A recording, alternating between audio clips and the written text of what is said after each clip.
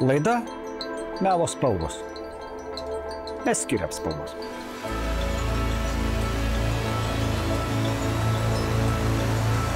Šiandien mūsų laida Melo spalvos. Svečiuose politologas, daktaras Deividas Likys. Malonu. Ačiū, Deividai, kad užėjote. Man nutiko toks atvejis. Dar tais laikais, kai baltarusiai čia atvažiuodavo ir su vienu per vieną festivalį susitikom ir ginčijomės. Jis sako, aš tau Lietuvos Tarybų Sąjungos, tos Respublikos herbą išsiuvinėsiu. Aš sako, moku siuvinėti. Sako, man nereikia. Man tiesiog nereikia. Paskui vėl ginčijomės ir paskui aš lygtai ir nulaužiau jam ranką, jis man sako, nu tu juodas propagandistas. O aš jam sakau, tada tu raudonas. Jisai pakybo, galimai tu teisus. Klausimas būtų spalvos. Spalvos, simboliai. Kaip mes tai galėtume sudėti į politologiją? Nes mesgi cituojam Clausewicą, ne? Karas tai tik politikos tęsinys kitom priemonėm.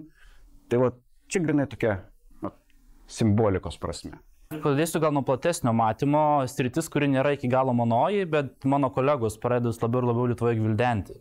Pastaruoju metu tarptautinių santykių konceptualizavime, teorijos ir paskui praktiniam aiškinime vakaruose iškilusi yra mada visą aiškinti per emocijas. Nu, atrodo, nuo emocijos visą laiką buvo, bet iš viso dabar yra toks paimtimas gal kokybiškesnis ar kiekybinis, pozityvistinis priėjimas per emocijas. O emocijos, mes puikiai suprantame, kad vienokia ir kitokia forma yra suaktyvinamos, dirginamos ir per juslę šiuo atveju ir spalvas. Tai iš tiesų gal negaliu taip iškart tiesiogiai atsakyti į klausimą, bet sakykime per aplinkui juslių rolė politikoje tarsi visą laiką buvo, bet dabar tik tais yra toksai rimtesnis užėjimas moksliškai, preciziškai suprasti, kaip jos veikia ir ypatingai per individo lygmenį. Nes mes kartais vėlgi šnekame apie istoriją, ar tai yra žmonių, individų varomas procesas ir politika, ar tai kažkokių platesnių struktūrų. Tai va, tai ėjimas per emocijas ir per tame tarpe juslinius aspektus, tai va, įveda spalvas. Tai gal taip netiesiogiai, bet jų rolė didėja, aišku, žiūrint į tarptautinių santykių istoriją, tai mes matysime spalvų dinamikas ir įvairius spalvinius atspalvius, kurie vieną ar kitą dalyką simbolizuoja. Nežinau, čia man dabar plėsis, ar galėsim dar padiskutuoti ir melsvos, ir geltonos, ir raudonos, ir juodos minėtos spalvos. Jos tikrai vaikšto tiek tiesiogiai, tiek per metaforas, per analogijas. Tai yra tikrai rolė, bet galbūt tokia literatūrinė buvo, o dabar jau tampa mokslinė. Paminėjot žodį metaforą. Visai nesenai parašiau eilėraštį. Šviesoforas ir metafora. Susipykti negalėjo, nesusikalbėjo. Tarsi žodžiai panašus, bet reiškia ką kitą. O kalbant, ką jūs ten, tokia spalva, tikrai norėčiau prie šito grįžti, nes mes kalbame apie melo spalvas. Pavyzdžiui, nacistinės Vokietijos vėliava. Svastika juoda, burbulas baltas, fonas raudonas. O spalvos paimtos Vokietijos imperijos. Tai yra, spalvos nepasikeitė, pasikeitė tik dizainas. Ir jeigu žiūrėsim ten literatūriškai, ten raudona tai meilė, arba raudona tai Rusija. Raudona suknelė labai patraukli. Raudonas pomidoras man politinių asociacijų nesukelia. Tai tiesiog pomidoras. Tai vadinasi, tai dar priklauso ir nuo konteksto, kuriame ta simbolika panaudota. Tai jeigu galėtumėt pagvildenti biškiai apie spalvas politikoje, tai būtų labai įdomu. Tai aš sakyčiau, tai ta pati raudona spalva, man tai iš viso, ką jūs vardinot, nepaminėjot mano manymu politikos srityje ir mūsų diskusijos turbūt rėmuose svarbiausios asociacijos kraujo. Kur jeigu mes žiūrėsime nuo antikos į dabartį, pažiūrėkime, kiek viduramžiškų laikų vėliavų likusius elementais, ar herbai, tai ta pati Anglija, ar iš dalies ir Prancūzijos elementuose buvo, ką kalbėti apie mūsų Vytį, kuris visą laiką žinom, kad jis buvo rausvame fone. Mes galim kalbėti apie raudonos spalvos variacijas, bet visą laiką yra ir jinai simbolizuoja ne tik kad kraują žūti, bet jinai simbolizuoja pasiaukojimą. Aišku, heroizmo žodis yra išrastas labiau romantizmo epochos, tai yra 19 pradžia, bet tas metai yra pasiaukojimas už tėvynę, už sociumą, už valdovą, už giminę, mes galim vardinti pagal laikmetį, bet realiai ta raudona spalva, jinai šituo asocijuojasi. Negaliu pasakyti tikrai, kodėl būtent naciai tokią spalvą pasirinko, bet mąstant apie tai, kad tai yra tarpukaris, noras revanšizmo ir turint omeny, kad yra praėjęs pirmas pasaulinis karas, kuris pareikalavo praktiškai daug gyvybių abiejose konfliktuojančiose pusėse, b yra Vokietija priversta pripažinti pralaimėjimą, faktiškai diktatas, ne sąjungininkų jai padiktuotas Paryžiuje, kad arba pasimkit, arba išeikit lauk. Kam jis jums siūlo Versalio sutartimi, tai yra ir tos revanšizmo nuotaikos, ir tiesiog realiai keršto siekimas. O kerštas, jūs puikiai supranta, jeigu jis bus tikrai per kraują, per kovą. Tai šiuo atveju, sakyčiau, jos galų gale spalvos man labai yra įstrigę Renesanso laikų, dabar bijau, kad sumilosiu gamas, bet visi žinom Dantę. Ir Dantė buvo vienos iš frakcijų, grubiai tariant, Florencija ir šiaip Italijos, Šiaurės ir Toskana, susipykusi, kurie remia labiau popiežių, kaip miestai respublikos itališkai, kurie remia Šventos Romos imperatorių, kuris yra kitame Alpių, šiauriau Alpių, ne? Ir jie buvo susiskaldę į baltosius ir juodosius Gvelfus ir Gibelinus, kur būdavo faktiškai frakcijos skirstamos pagal juodą baltą spalvą, kur arba tai atliepdavo, nes vienos giminės lyderiaujančios herbetos spalvos dominuoja, arba tiesiog, kad įsiskirtų, tiesiog pasirinkdavo tokį rūbą ir to kildavo asociacijos. Panašiai kaip mūsų laikais krepšinio, sporto, futbolo fanai rengiasi, kurie irgi yra beje ypatingai futbolas, žinom, puikiai politizuotas ir spalvinės gamos jos koduoja savyje arba pašaipą, arba paramą, arba vėlgi įžeidimą oponentams priklausomai su kuom ir kaip žaidžia.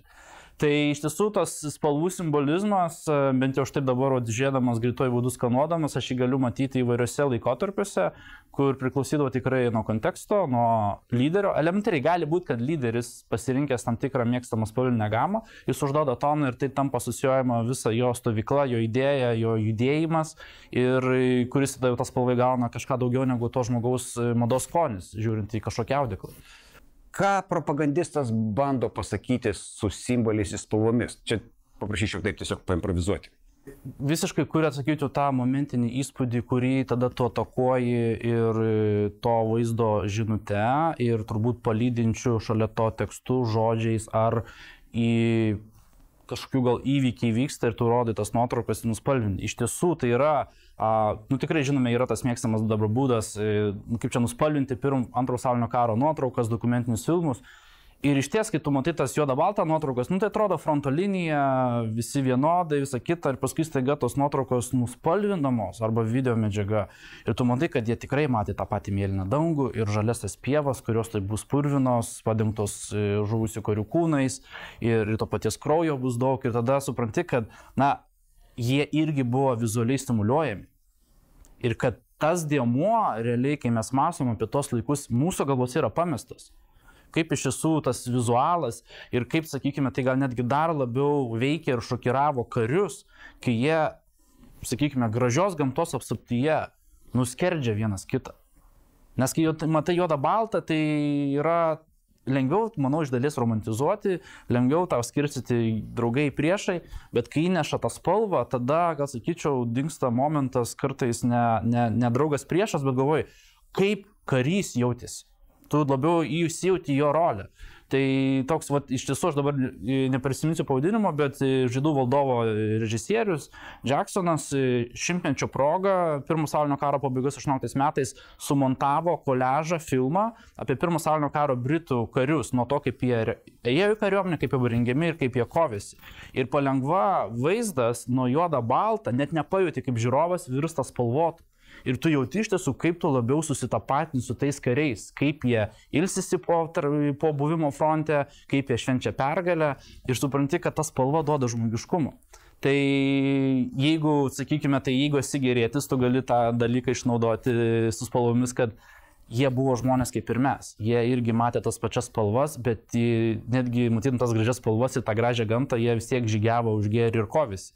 Jeigu tu esi blogietis, tu gali turbūt šitomis spalvomis labiau kurti kontrastą, šokiravimą, gąsdinti ir taip toliau. Bet vėlgi spalvos pačios ir kalba, bet kartu jų neužtenka. Turi būti kontekstai, turi būti arba kodai, laikmečio, arba kažkas palydintis tekstas, kitas vizualas, arba konkrečių įvykių fone, tai tada kuria tą didesnį dramatizmą. O čia klausydamas aš taip pagalvojau, kad juodai baltas filmas mums taip programuoja, tai buvo seniai.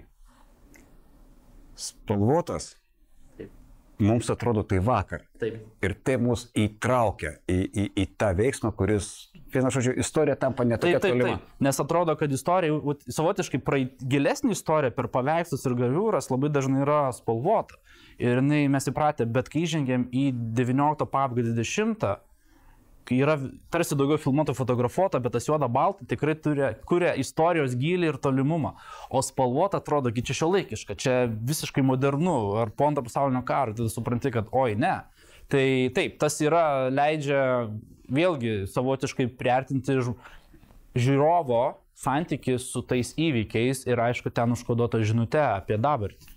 Arba gazdina, bet dažniausiai turbūt negazdina, labiau gal parodo, koks tas karas yra ir kova daugiasluoksnė ir kad tai tikrai nėra ten tankas, lėktuvas, pėstininkas prieš pėstininką, tai yra tiesiog daugiau kompleksiškumo. Tiesiog tas pats reljefas ir gamta, jinai tarsi savo rolę turi per vizualą. Tai gaunasi toks stipresnis emocinis prikabinimas. Taip, tikrai taip. Lengvai susitapatinimas. Pabaigai, palinkėkim viens kitam ir mūsų žiūrovams. Taikaus mėlyno dangaus. Dėkui, taip, tikrai taip. Po trumpos pertraukėlės tęsime pasakojimą.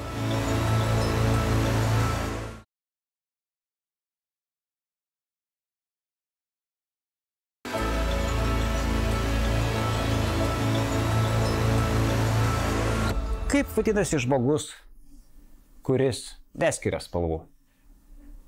Tikriausiai daltonikas. O kaip vadinasi žmogus, kuris skiria spalvas?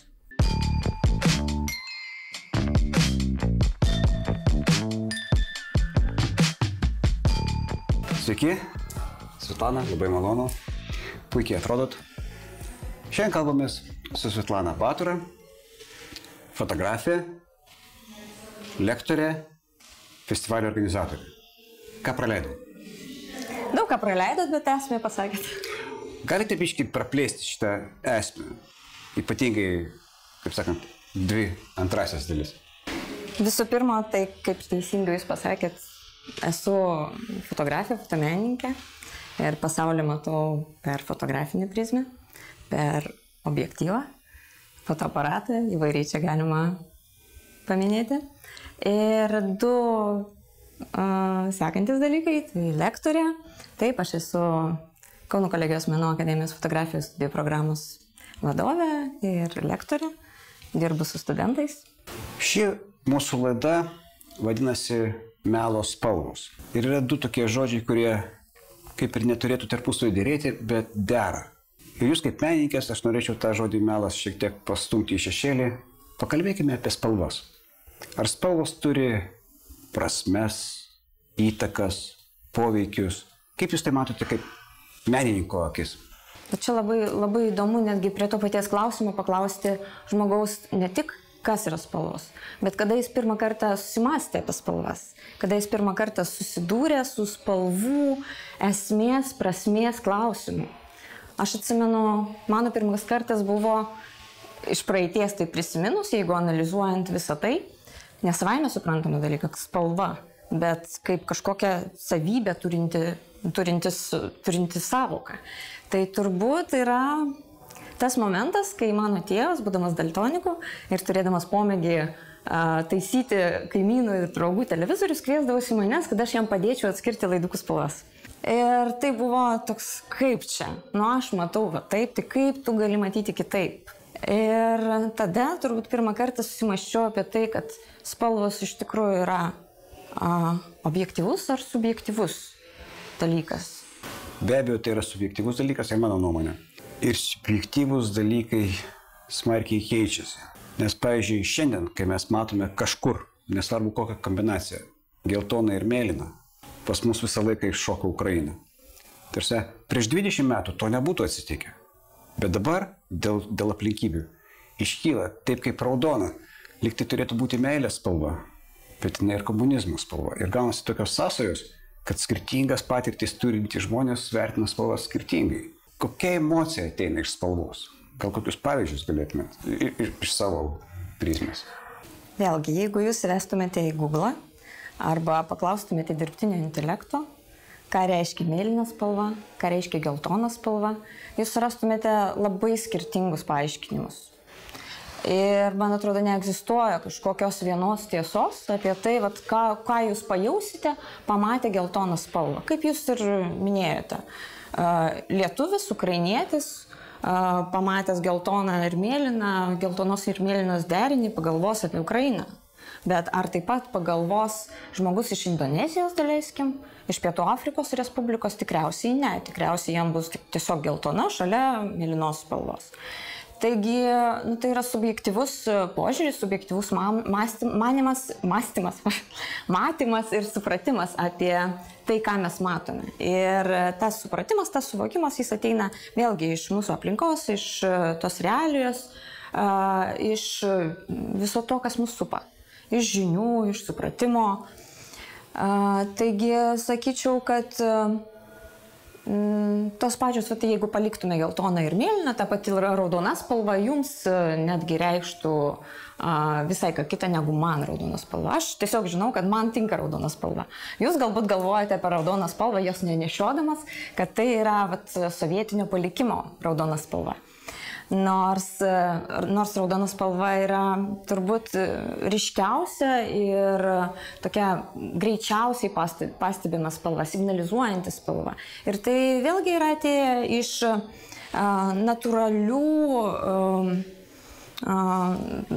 natūralių procesų. Pažiūrėkite, kokios spalvos yra žaizda, kai jūs įsipjaunate pirštą. Raudonos spalvos, jis signalizuoja jums apie pavojų, apie tai, kad jūs turėtumėte susirūpinti ir imtis kažkokių veiksmų. Pažiūrėkite uogos, kokios spalvos dažniausiai būna uogos, būtent raudonos spalvos, tam, kad pritraukti dėmesį. Ir jeigu nufotografavus uogų pilną krūmą paversti tą nuotrauką juodai balta, tai, kažin, ar mes jau galėtume tas uogas taip aiškiai ir iš karto identifikuoti, o jeigu dar uždėtume blūrą, tai iš viso taptų neaišku, ar yra ant to krūmų uogos ar nėra. Bet jeigu blūrinė nuotrauka būtų spalvota, mes aiškiai matytume, kur yra uogos. Taigi raudona spalva jį mus kviečia, jį mus traukia, jį mus perspėja ir tuo pačiu jį tampa tokia kaip uogytė. Jeigu jūs matote moterį apsirengusi raudonai, jūs ją matote, jūs ją tikrai pastebėsite. Tikrai neliks nepastebėta. Taip, ir ta raudona spalva, ta jos suknelė, kažkur jūsų pasąmonėje galbūt jums diktuos apie tai, kad tai yra uogytė. Kas žino, ir dėl to ta raudona spalva jūs traukia. Taigi, tų įvairiausių yra prieėjimų prie spalvų supratimo ir be abejo daug mokslininkų tyrinėja spalvas, spalvų sąvokas nuo Aristotelio, kuris jau manė, kad spalvos atsiranda tada, kai maišosi tamsa ir šviesa, iki šiuolaikinių filosofų, fenomenologų, kurie analizuoja spalvos patyrimą, kaip žmogus suvokia spalvą, kaip žmogus ją supranta, kaip jį veikia. Ir tikrai manau, kad nėra vieno atsakymo. Kaip padaryti patrauklų emociją sukeliantį objektą, žaidžiant spalvomis ir kitom metodikom, kad taip užkabintų ir dar sumotyvuotų į kažką. Iš tikrųjų yra begalė būdų. Kadangi aš pati esu iš fotografinio lauko, tai aš norėčiau kalbėti apie fotografiją, ne apie dizainą ar panašius dalykus. Tai iš fotografinės pusės man asmeniškai yra labai artimas Džono Loko požiūris ir jo skirstimas į pirminės ir antrinės kokybės. Tai pirminės kokybės tai yra tos objektyvios formos kokybės, tai yra forma, dydis, judesys. Ir antrinės kokybės tai yra subjektyvios, tokios kaip spalva, skonis, kvapas. Tai spalva ir spalvos suvokimas vis tik priklauso nuo to žmogaus, kuris ją mato, kuris ją patiria. Ir mes su studentais labai dažnai žaidžiame tokį žaidimą, pabandyk sekti savo žvilgsnį, žiūrėdamas fotografiją. Labai sudėtinga užduotis, tikrai. nes mes matome vaizdą, bet mes savęs nekontroliuojame ir savo sąmoniai nesakome, kad dabar aš žiūriu į žmogaus veidą, o dabar mano žvilgsnis pereina nuo veido prie rankų. Yra menininkai, kurie yra išdirbę specialią techniką, kuri tiesiog seka žmogaus žvilgsnį ir galima pamatyti, kokie objektai visų pirma pritraukia dėmesį tam tikrame paveiksle ir kurie antri, treti ir taip toliau. Ir tie visi taškai, jų visuma ir sukuria tą suvokimą, tą priėmimą vaizdo, kurį mes matome. Taigi, juodai balta fotografija ir spalvotoji fotografija tai yra du skirtingi poliai. Juodai baltojo fotografijoje mes visų pirma matome formą, mes matome dydį ir tai atkreipiame dėmesį. Spalvotoje fotografijoje mes negalim nieko padaryti, bet mūsų akis visų pirma krenta į tai, kur yra spalva ir tokia spalva, kuri pritraukia mūsų dėmesį. Spalvota fotografija ji yra aiški. Jie yra graži ir visiems labai gerai suprantama, nes žmogus pamato spalvas ir jam nereikia iš tikrųjų per daug gilintis į pačią esmę. Ačiū Jums. Ačiū Jums labai. Labai malonu.